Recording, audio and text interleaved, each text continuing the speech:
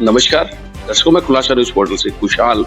आज हमारे साथ बीकानेर की बेटी है इहेना, जिनका दिल्ली एम्स के लिए स्टडी के लिए चयन हुआ है। हम उनसे बात करेंगे, उनसे जानेंगे कि उनकी संघर्ष की कहानी कैसे रही, कैसे उन्होंने इस मुकाम को छुआ।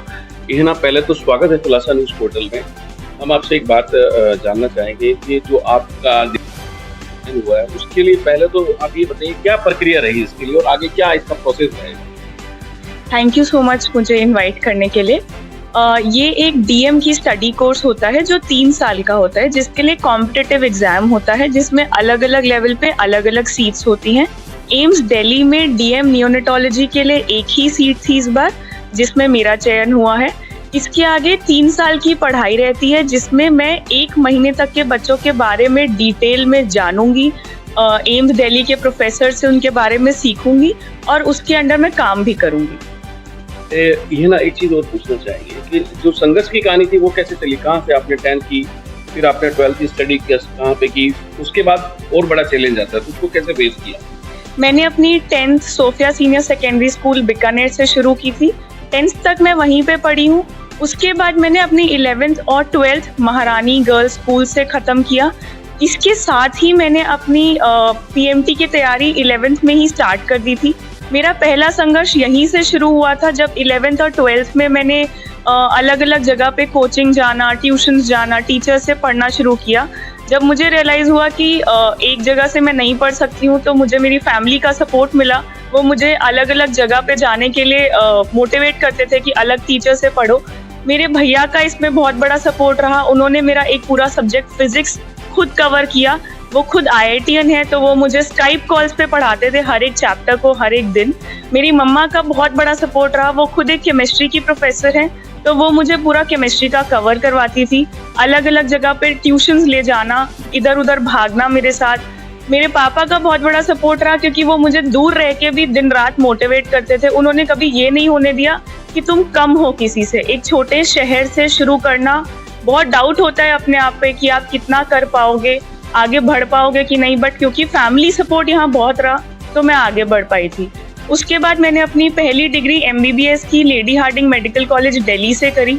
वहाँ पहुँचना अपने आप में एक बहुत बड़ा सपना था, क्योंकि बीकानेर से वहाँ कोई पहुँच नहीं पाता था। उसके बाद मैंने अपनी MD पीडियाट्रिक्स की डिग्री PGI चंडीगढ़ से करी। धीरे धीरे जब भी मैं ये पढ़ती थी और फिर मैं घर आती थी, हर पढ़ाई मैंने घर आके ही करी। तो मुझे एक मोटिवेशन मिला कि ऐसा नहीं है कि बीकानेर में रह के, छोटे शहर में रह के हम ये बड़ी चीज़ें अचीव नहीं कर सकते हैं। ये तीसरी बार था जब मुझे अपने आप में कॉन्फिडेंस आया कि अगर मैं बीकानेर से हूँ, लेकिन अगर मैं ठान लूँ, अगर मेरे परिवार का साथ हो, अगर मेरे टीचर्स का साथ हो और अगर मैं ठीक से चीज़ें करूँ, तो मैं एक बड़े मुकाम पे भी पहुँच सकती हूँ, जो हर छोटे शहर की लड़की को सोचना चाहिए और वो भी अचीव कर सकती है ये चीज़। बीकानेर में जो लोग लेवल की तैयारी कर रहे हैं उनके लिए क्या कहना चाहिए, जो ये मानते हैं कि बीकानेर बहुत छोटा शहर है, यहाँ सुविधाओं का बहुत अभाव है? जब मैंने तैयारी शुरू करी थी, मेरे सामने कोई ऐसा एग्जाम्पल नहीं था, तो मुझे भी ऐसे ही डाउट होते थे कि क्या मैं ये कर भी पाऊंगी, क्या कुछ हो सकता है। लेकिन जैसे आज मैं आपके सामने एक एग्जाम्पल बनी हूँ कि एक दृढ़ निश्चय हो, पेरेंट्स का और फैमिली का सपोर्ट हो और आप एक सही पड़ाव पे चले, आप एक सही पाथ पे चले, तो आप ये डेफिनेटली अचीव कर सकते हैं।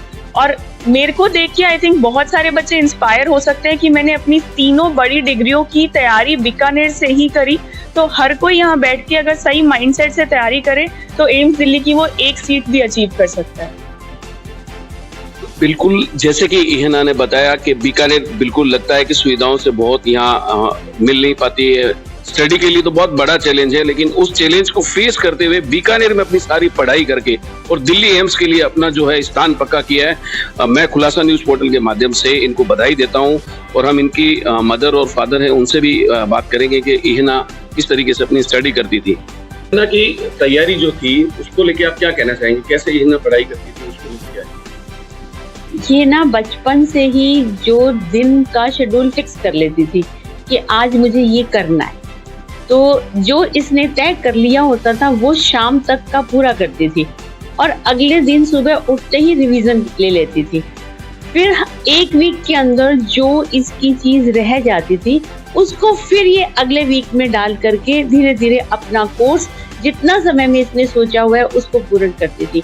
और ये हर कॉम्पिटिटिव एग्जाम से पहले 2 या 3 रिवीजन कर लेती थी। इस वजह से ही इसने ये टारगेट अचीव। आप क्या कहना चाहेंगे, क्योंकि आपकी पोस्टिंग लगभग आर्मी में बाहर रही, तो कहीं ना कहीं आप यहाँ इन्वॉल्व यहाँ नहीं थे, लेकिन क्या डायरेक्टली नहीं तो इनडायरेक्ट आप कितना इन्वॉल्व रहते थे? हिना की इस अचीवमेंट में मैं यही कहना चाहता हूँ कि बच्चे को अगर मॉरल सपोर्ट पेरेंट्स का मिलता रहे और एक डिटर्मिनेशन और डेडिकेशन के साथ अगर बच्चा मेहनत करता है तो कोई भी छोटी जगह या बड़ी जगह का फर्क नहीं पड़ता। आपको हर चीज़ आज इंटरनेट पे अवेलेबल है, हर चीज़ ऑनलाइन मिल सकती है। आप पढ़ाई पे फोकस करिए। पेरेंट्स के लिए एक मैसेज जरूर देना चाहूँगा कि मैं बाहर रहते हुए भी मॉरली हमेशा उसके साथ था। तो मॉरल सपोर्ट एक ऐसी चीज़ होती है जिसके कारण वो कॉन्फिडेंस उसके अंदर बना रहता है और वो स्टडी में फोकस कर पाती है। उसी सब सपोर्ट के कारण से और उसके डेडिकेशन के कारण से ही आज ये अचीवमेंट उसने प्राप्त किया है। बिल्कुल, जैसा कि बताया कि शुरू से पढ़ाई में इंटरेस्ट रहा था और जो मदर है उनका फुल सपोर्ट रहा, और पिताजी आर्मी में है तो आर्मी वैसे ही नियम कायदों से बहुत ज़्यादा चलती है, तो कहीं ना कहीं पीछे उनका सपोर्ट रहा है।